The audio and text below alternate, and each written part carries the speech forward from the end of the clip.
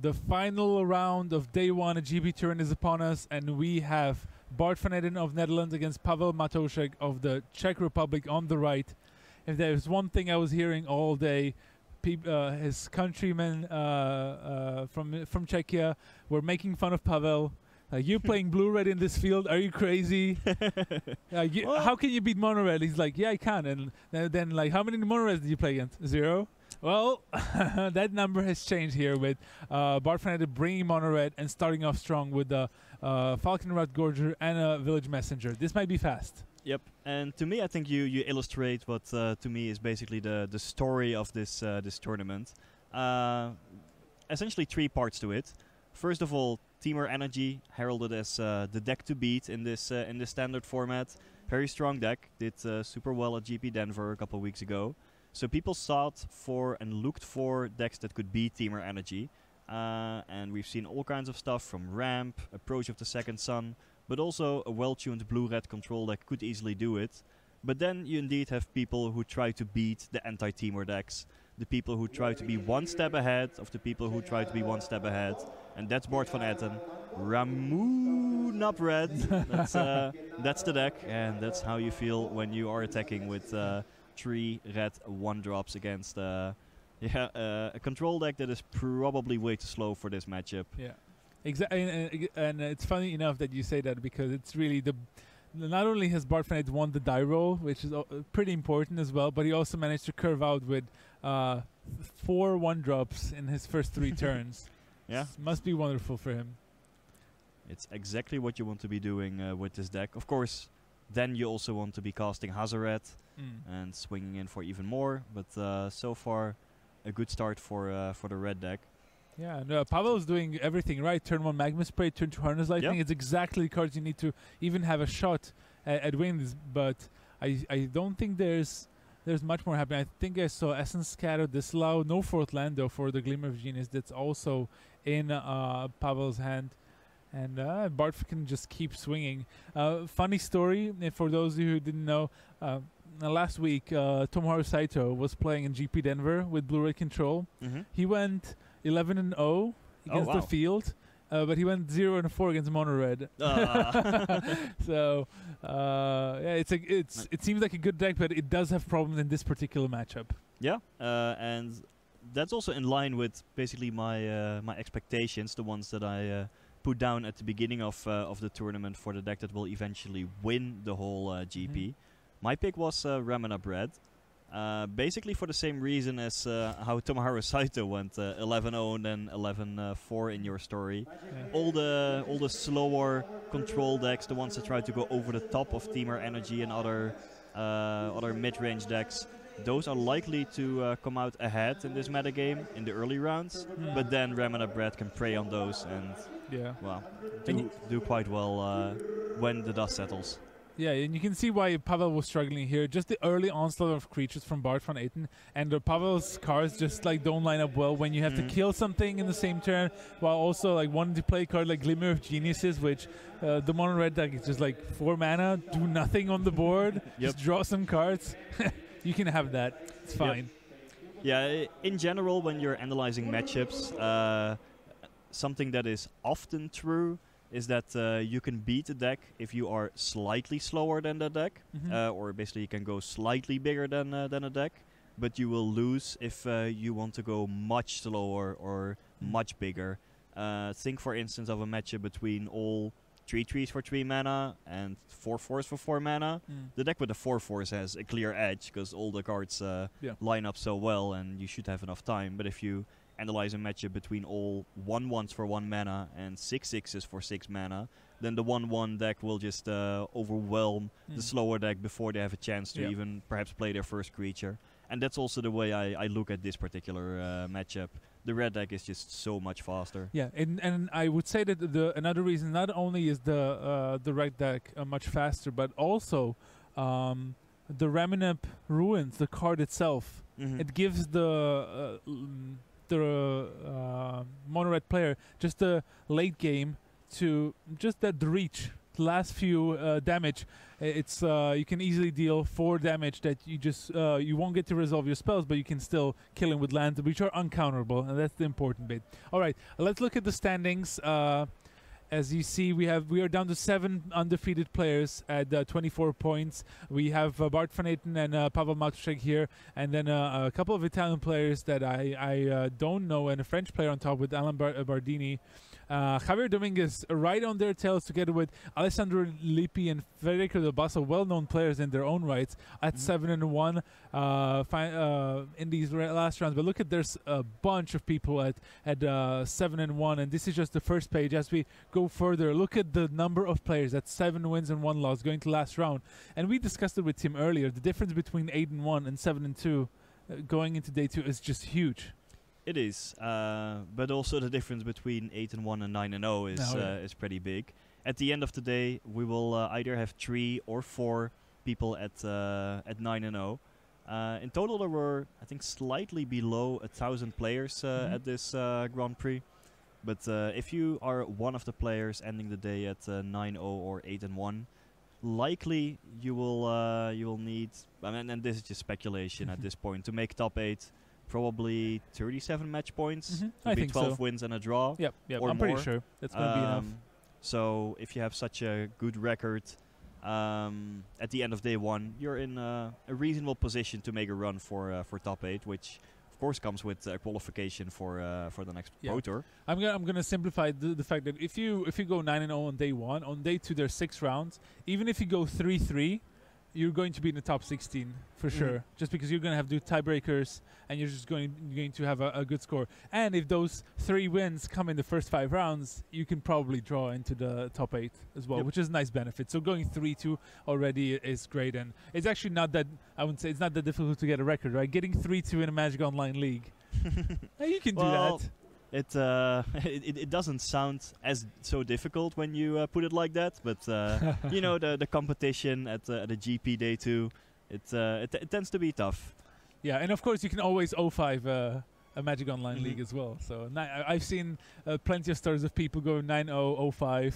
Yep. It happens, and it's very sad when it does, but it does actually happen. Before the players actually get into getting to the game 2, I want to highlight one thing. If you notice the Bart van Eten shirt, he's wearing a green Haruya shirt, and it's actually one of the initiatives that I wanted to highlight from the Haruya shop, that they've actually decided to sponsor, I think, around more than 30 players across 26 countries in the world. All around the world. Nice. All around the world, and trying to support players who are not pro yet, but have the potential to really break through, maybe with the help of someone like Haruya. As we see, Bart van Eten is a mulligan to 6 cards, so I get to talk a little bit more about this. So it contains a lot of players on the edge, players with maybe 1 or 2 GP top 8s, but they haven't made their mark on the Pro Tour scene. And it's just them, they get sponsored, they get paid a little bit, get some nice merchandise, nice shirts and sleeves and so on.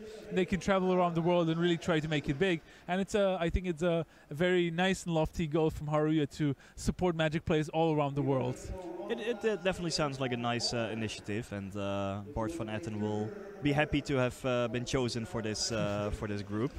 And yeah, there are a lot of people in Magic who indeed may not be that gold level pro yet, but have the passion and the time, the willpower to get there, and any support they will be happy to receive. Yeah. But back to actual Magic, turn 1, Village Messenger from Bart van Eten. I'm pretty sure Pavel is going to board in a bunch of removal. He wants to kill everything on site. The Village Messenger does flip, but I don't think it particularly matters if it does flip, because I think Pavel has just a bunch of removal that all deals at least 2 damage. Quite likely. Ooh, nothing. Okay, now I would be Mayday. Now I would be worried about Sweltering Suns if I were in Bart's seat. Possible. Yeah, no, just a braid. Yeah, Pavel, I think he was slow rolling a Sweltering Suns here. Or keeping mana up for Sensor. That's also a possibility. Which I don't think he has, but Bart doesn't know that. Yeah, I think I see a bunch of red in Pavel's hand. It's all a bunch of removal, I'm pretty sure. Yeah, this is the problem with in this particular matchup, that the counter spells are just not, they don't line up that well, but you still need something No. to answer something like Hazoret, which is another card that the blue-red deck usually has a tough time dealing with. That's true. I guess Hour of Devastation, but that's Super slow, and slow, then you yeah. already take 5. It's not great. Blocking with Torrential Gearhulk is still a viable Yeah. path against Hazoret. Though Bart may easily keep in some copies of a Braid. Good call on that Sweltering Suns, Frank. There it is. Pavel Matrix cycling because Bart decided to actually pass the turn. He could have played the Pia, but he just Interesting. decided to pass. Well, what Bart may be thinking is, well, Pavel has so many cards in hand.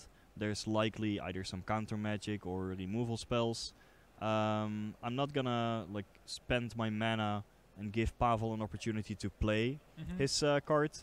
I'm gonna do that when Pavel has 4 mana, because then either Pavel, well, counters it, has to commit his mana to that, or perhaps play Hieroglyphic Illumination or Glimmer of Genius. This blue-red deck plays a lot of 4 mana card draw spells, and even though Pavel may have boarded out some of them, I could imagine, typically you want to force the issue on, say, the Glimmer of Genius turn, not on turn 3. Yeah, and you know, this is exactly what is happening, and I'm really happy you raised the point, because you know, players at home might be thinking, well, he has 3 mana and he has a 3 casting cost creature. Why isn't he playing it? And you explained it perfectly. Like, he wants to force Pavel to be reactive to his spells and not be able to play those Glimmers of Geniuses. And if Pavel wants to play it, he has to take some damage for it. It comes with a price. Yep. So again, and you see Pavel didn't play a 5th land here. So now again, Magmus plays the Earthshaker Kenner, which is fine because, you know, of Eternalize and so on, getting in exile is worth it. And now Pavel just couldn't play the Glimmer of Genius again.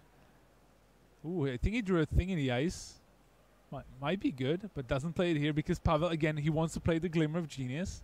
Yeah, you might also have a counter spell in hand, possibly against Hazoret, which could be a big threat otherwise.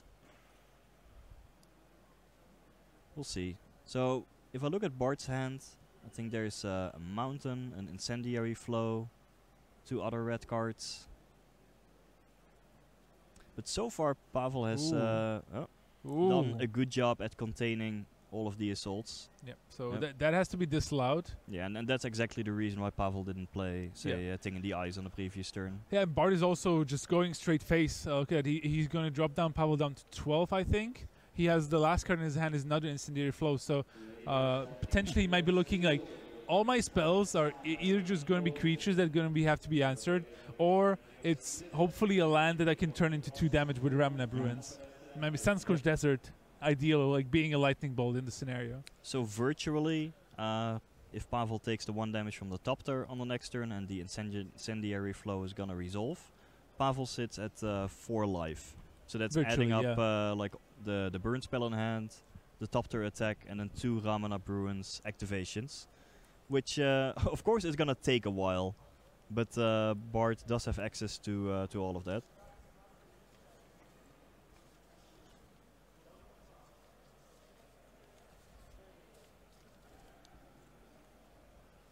Oh, that's an interesting one. Dragon Master Outcast. It's probably not exactly meant Yeah. for this matchup, but you know, it blocks. it just trades for a Falconrod Gorger or a Beaumont Courier. It's fine. When you're playing the blue-red control deck, you just need any cheap cards to be able to stabilize and stay alive. Dragon Master Outcast does work. Yeah. And, you know, if Pavel adds a 6th land to the board, we may see some triggers and dragons showing up. So Bart found Sunscorched Desert. So essentially, that now puts Pavel down to a virtual, let's say, 1 life. Yeah, it's 1. Virtual 1. If that Incendiary Flow is gonna resolve, and Bart has enough time to activate Ramanap Ruin several times. And now finally Pavel has the time and resources to play a Glimmer of Genius. He has to find an answer. He probably wants land so that his Dragon Master Outcast can start triggering. And he also was hoping for a removal spell, but it might actually be possible. He has one. I think I see something red in his hand.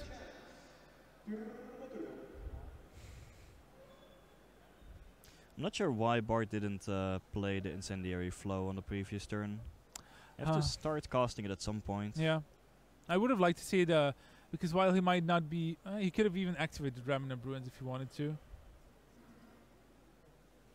I wonder what he's waiting for here. Maybe he's scared that the dragon tokens will kill him sooner. Okay. Here comes the pinging. Yeah, but if you're scared of that, then you can just point the flow at the Dragon Master outcast on the previous turn. Yeah. Like now is Torrential Gearhulk mana, right? 6 mana, bunch of removal in the graveyard. Yeah, now maybe Bard might get punished a little bit here. Because I think he drew Bomat Courier, so he would have ideally already gotten rid of the Incendiary Flow from his hand. But it again shows you, even if in points where you don't think you have any decisions to make, there's a lot of play, even in a deck like Mono Red. I think it might have gotten a bit of an unfair rap as being like, it's an easy deck to play, but I actually think it's very complicated and interesting to play. Yeah, so it's a relatively easy deck to pick up and play somewhat reasonably, but it's a difficult deck to play optimally. I think that's often the case for aggro decks. There are lots of decisions, sequencing decisions. You have combat decisions, playing around the opponent's cards. Did you see that Pavel already prepared the dragon token on top of his graveyard? And before even the spell result, he's like, okay, never mind. So he put the token away. Yep. It's like, okay, it dies. But it also signals that Pavel doesn't have a counter spell. He would have countered this if he gotten the opportunity, I feel. Because those 5/5 can really take over the game fast. Yeah, I would have actually expected Torrential Gearhulk flashbacking disallow here. Yeah, so I think it's a good signal that that Pavel might not actually have it.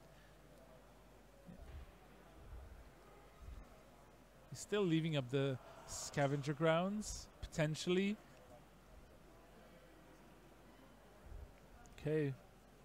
Pavel, what do you have? Okay. Has no braid. Okay, before the Bomat Courier trigger resolves. It was still on the stack, but Pavel down to 7. Like, every life point matters here. Every single life point.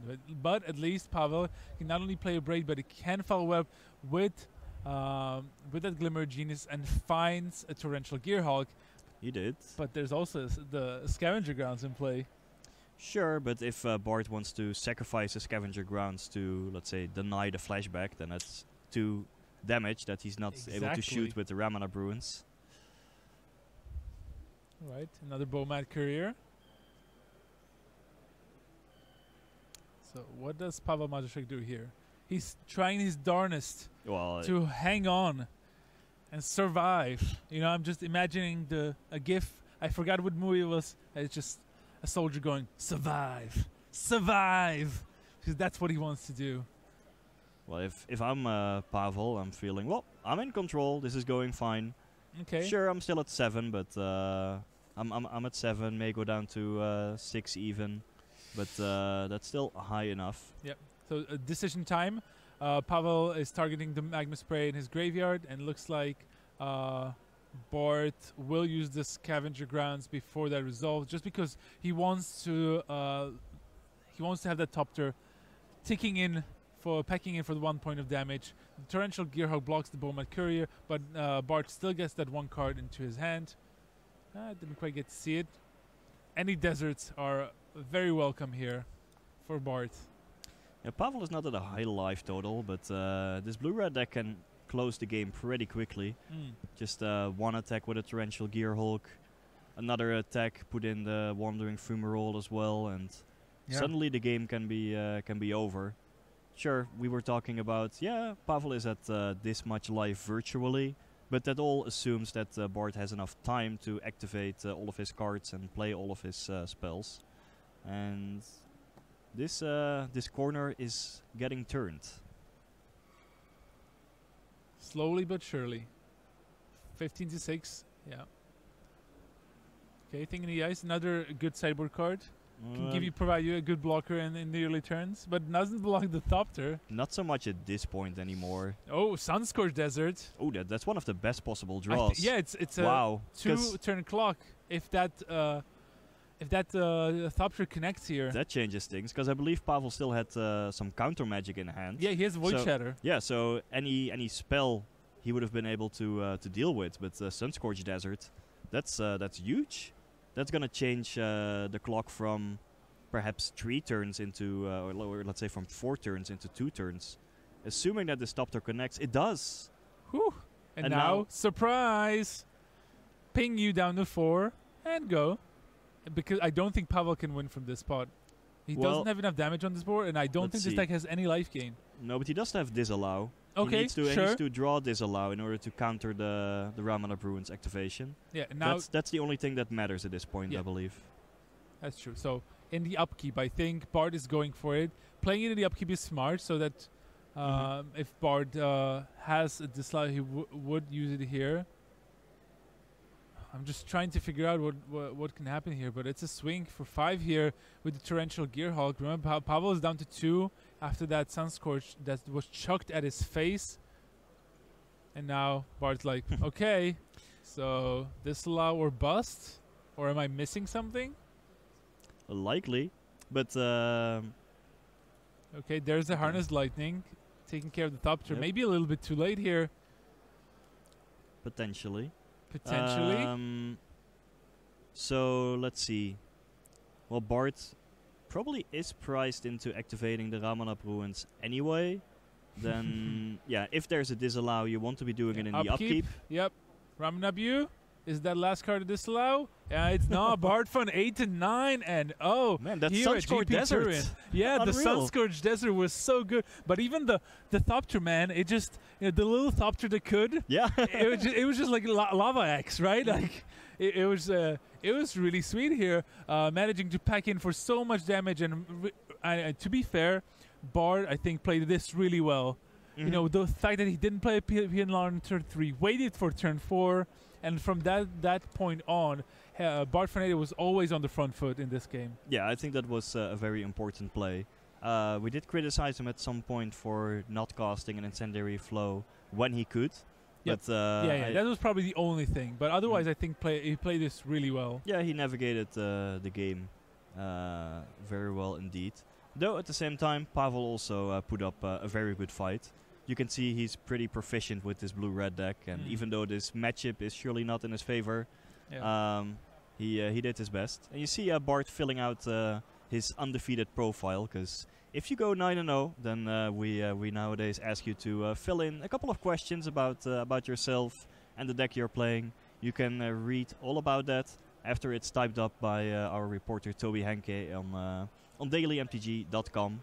Just go to the GP Turin coverage page, and there you will find it in the day 1 highlights to be posted maybe in a couple hours from now, or 1-2 hours, let's say. Speaking of coverage, normally we would maybe throw to GPDC, which is happening right now, but no, more Magic from Turin. We got another match lineup. Oh, we're going to see a game 3. Alain Bardini, I think he's ranked 1 going into this round so far at 8-0. He's playing against Nicolin Lascu, and I think we might be seeing some mulligan action. Or maybe just shuffle action. Looks like both players haven't presented yet, so they're still in middle game too. So I think let's just dig in and have a look if we have their deck list somewhere here. Well, it looks like it's Boros Vehicles versus another Ramanap Red. So Boros Ramanap Vehicles Red already coming out ahead. Boros Vehicles, on the other hand, that's something new. What happened to the black? Wait, where did black go? Come on. Yeah. I'm looking. Oh, no. We only found. I got it. Okay, got it. Yes, it's just white-red. Look at that. All right, so Stasis Snare instead of Unlicensed Disintegration, just to get a better mana base. 4 Aethersphere Harvester. Should be good in this particular matchup. Not messing around. Nope. That's in the main deck. He also has 4 Heart of Kiran. Yeah, and then a lot of creatures. Glorybound Initiate also probably pretty good in this matchup. I like that one. Yeah. Yeah. Okay. This looks interesting. It can also morph into a more controlling plan after Cyborg, because I see Fumigates, Avacyn, Sky Sovereign, Declaration in Stone. Okay. Yeah, interesting. I am missing the Scrap Heap Scroungers.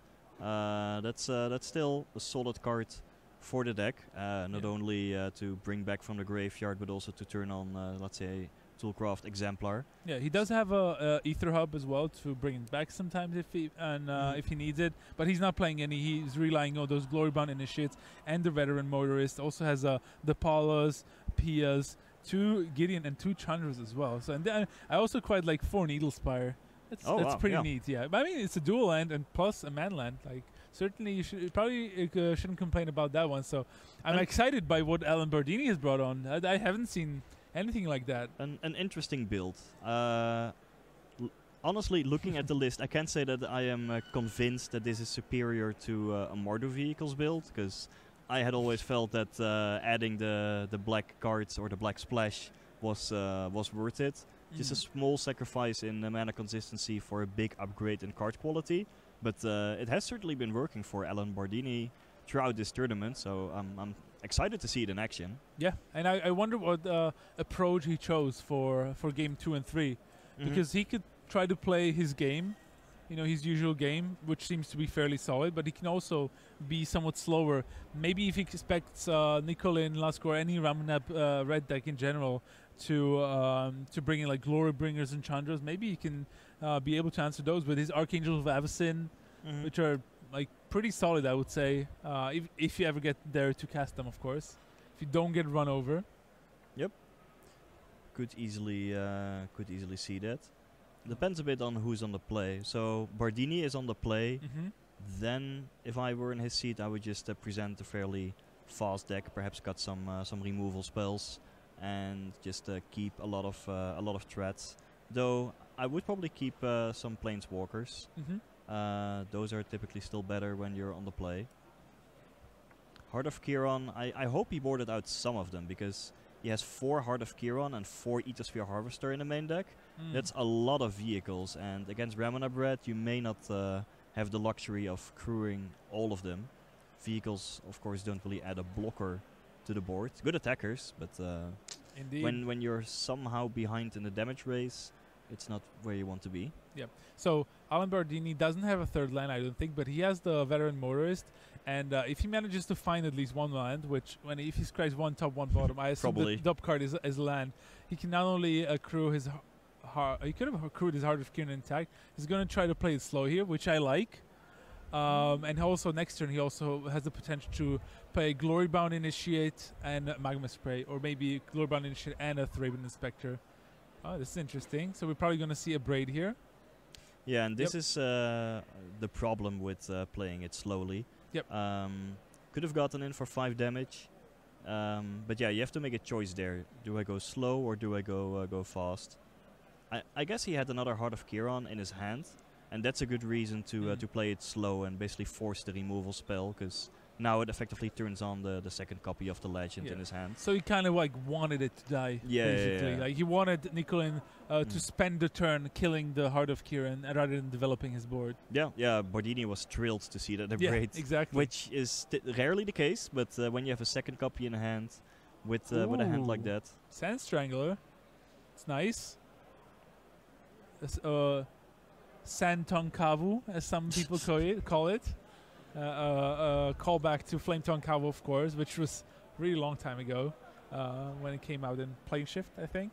One of the prime cards. That card absolutely dominated Standard back then, but Sand Strangler still a pretty solid card to have. Yeah, the Toolcraft Exemplar comes in, gets the bonus, and that allows Alan Bardini to swing in with the Heart of Kiran, and also he can play out the Glorybound Initiative I was talking. This is a great turn for Bardini. Yeah, fantastic. Now he can crew the Heart of Kiran again with the Glorybound Initiative, which is fantastic. Yep.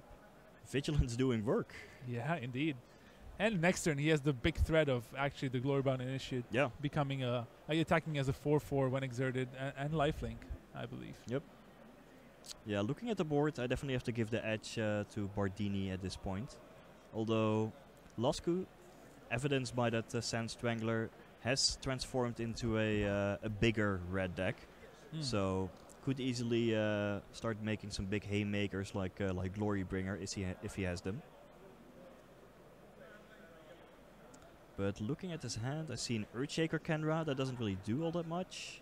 But Hazoret, that's good, but 2 cards in hand, so it cannot attack yet.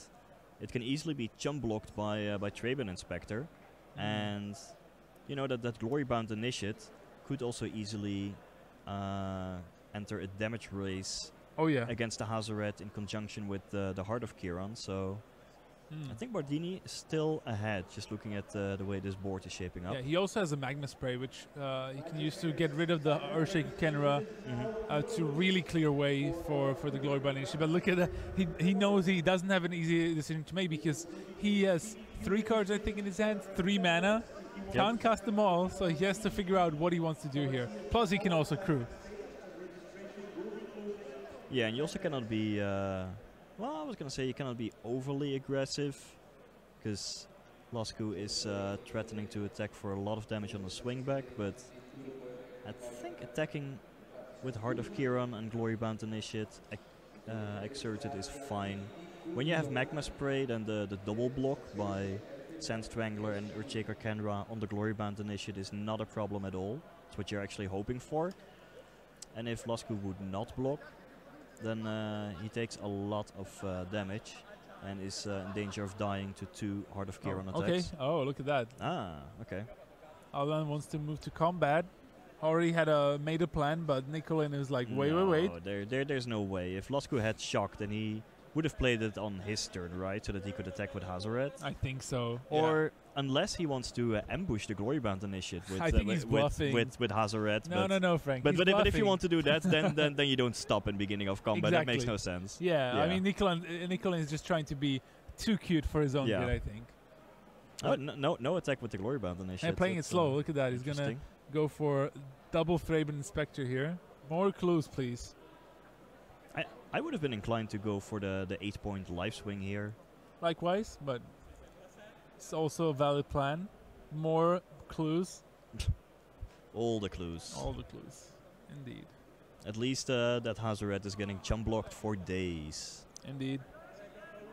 And Alan sitting pretty at 17, and you know, Heart of Kiran, it's flying. Yep. It's hard to kill as well. We've seen cards like Incendiary Flow being played quite a bit. At least Abrade is a clean answer to the Heart of Kiran, but it can be difficult to kill for a Ramina Bread deck. Abrade is the big thing. Trading with Glorybringer, I guess. Then that's a trade you're happy with. But 3 more attacks with the Heart of Kiran and it will be over. And with all of those jump blockers on the table, still Bardini is looking good this game. So what can Lasku do? It depends on what's in his hand. Yeah. But I mean, he can just throw chuck cards at Alan's face if he desires. But he has Seagate Wreckage as well. He has stuff to do with his mana. He just needs time. I don't think Alan Bardini is going to allow that. So let's suppose that Lasku does not have an answer for the Heart of Kiran. Then your game plan should be to, well, either go for a damage race, but I'm not sure that's gonna work, or you have to play somewhat controlling and then start activating the Seagate Wreckage in order to find an answer for the Heart of Kiran. Yeah. But both plans seem medium.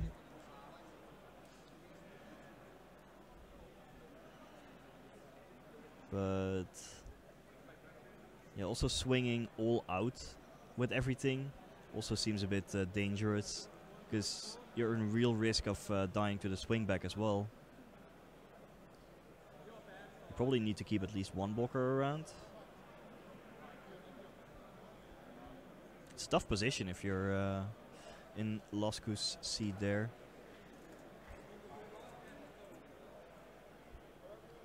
I think his best plan is just hope to find an answer for the Heart of Kiran over the course of the next few turns.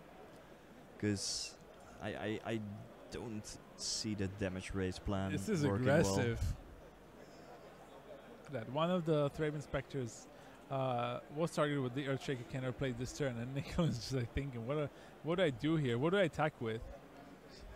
If you're swinging with those Earthshakers, you're probably swinging with everything, but he's probably just worried that he doesn't want to die. Okay, so just Earthshakers? Interesting. So weird. Now if you're in Bardini's spot, you're first of all thinking, Well, I could just block one of them with Heart of Kiron and take it down for free. Mm. But then you would give Lasku the opportunity of using a Shock or Incendiary Flow along with Earthshaker Kenra damage to deal with the Heart of Kiron. Yeah. And that's probably not what you want when you're in Bardini's spot. At the same time, you also don't really want to kill the Earthshaker Kenra, because then it just gets eternalized. Yeah, I like this. Magma Spray 1 and take the other damage. And I kind of understand why Nicolin is not attacking with his Hazoret, because he's worried that if he does, Alan will just swing back with a 4/4 Glory Bound Initiate that he can't do anything about. Ooh, look at that, the Pala. Well, that's not too bad. I see a dwarf. I also see a vehicle. Yep. Okay, just playing it slow here. Of course, the swing for 5, I believe. Yep. Yeah, no real point in attacking into the blockers just that playing it Lasku slow. has. Yeah, like last card was a mountain, so Nicolin just fires that off on Bardini's face. Maybe upkeep Seagate Wreckage activation, so you can draw 2 draw steps for a braid. No? Yeah, I've learned that from Martin User earlier today. It's a neat trick, but he doesn't go for it. You better find something good. But on the other hand, with Nicolin being down to 7 already, you know, like Alan has a huge board presence as well. Even if a braid answers the Heart of Kiron, there's just stuff on the board that you have to deal with. You probably can't just attack freely. No, but if you find one, then you at least have Hazoret as a blocker. Sure. Along with some other guys that you can throw in front, and that might be enough to stabilize. Yeah. And you know, Alan can also, he kind of like wants to draw lands, because he can either use the Pala to dig for more cards. He also has all those clues that he can start sacking. Yep. So that he can dig for something like Aethersphere Harvester, which he plays 4 of. Yep. 4. And I can see why. He's like a constable, you know, with all these inspectors under him. That's what the deck is trying to do. Boros Vehicles, the name says it all. Karizev, well, that doesn't really change things. At least Lasku can activate the Seagate Wreckage now. Yeah. But let's actually double check if he's not accidentally dead on board. If he plays like this? No, he has 4 blockers. Bardini needs to, let's say, tap the Pala to activate the Heart of Kiron. No, I think he's one off. Short, yeah. 1 point off. If there's unless he has a big creature right now that can immediately crew the Heart of Kiron, then it should be lethal. Oh, okay. Oh, okay, just a clue. I was like, is he playing? But I think he drew a land, so that's why. Yep. Oh, and he drew an Aethersphere Harvester. Not bad. Yeah, he cannot play it just now, but it's another card for next turn. But I mean, Alan's just, I think he can just sit pretty here. Swing with the Heart of Kiron for 5. I mean, I've seen worse things. I like it. Yeah. And I don't see a big point in sending any other creatures right now.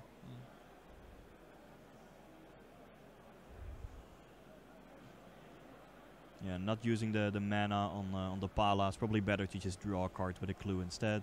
Yep. Alright, now is there gonna be an Abrade somewhere? There needs to be an Abrade, because otherwise... Even Glorybringer is just gonna jump block the Heart of Kiron. Yeah, it's pretty funny. And that's why that's kind of like why I kind of like the vehicles, because like a card like Glorybringer doesn't deal with them that well. In general, and here especially with the Pala, or even Veteran Motorist, like you can get those up to, you know, a 5/5 Heart of Kiron or a 4/6 Aethersphere Harvester. That's pretty nice. Oh yeah. I really like what Alan has done with this deck. I thought vehicles, it was on the outskirts, but we were talking about Mardu vehicles, and Alan just has a very interesting variation of it with just playing white and red, which makes the mana better. Ooh, okay. Speaking of which, and there we have 5 mana, a 4/4 flying jump blocker. Hello. Yep.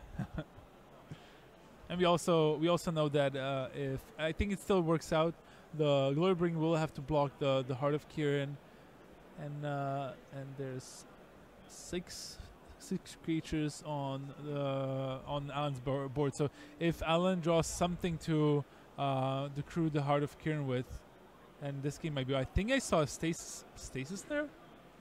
Well, stasis snare on I think it was a stasis snare. I don't want to get our hopes up. So I do want to. Yeah, it is. He's like, yeah, this is it, right? And there's the handshake. Boros Vehicles, ladies and gentlemen, takes the 9-0. Alan Bardini of France. And he's going to be sitting pretty tomorrow. And we've seen another player go 9-0, Bart van Eden. He's also on Raminav Red. And he's going to be probably pretty happy facing off against these Surges decks, by the looks of it. Yeah, we also have a third player on 9-0. Andrea Sonzongi. He's playing Approach of the Second Sun. Cool.